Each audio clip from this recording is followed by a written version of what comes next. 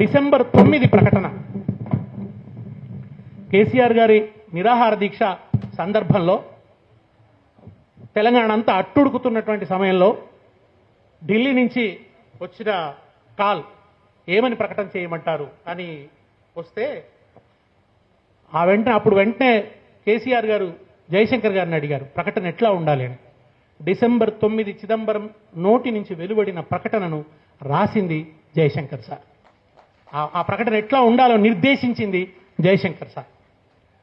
ఆ తర్వాత ఒకసారి నేను హాస్పిటల్లో సార్తో మాట్లాడుతుంటే సార్ ఏమన్నారంటే, శ్రీనివాస్, నా వృత్తిగత జీవితం నాకు చాలా గొప్ప సంతృప్తినిచ్చింది, సామాజిక జీవితం అంతకంటే తృప్తినిచ్చింది.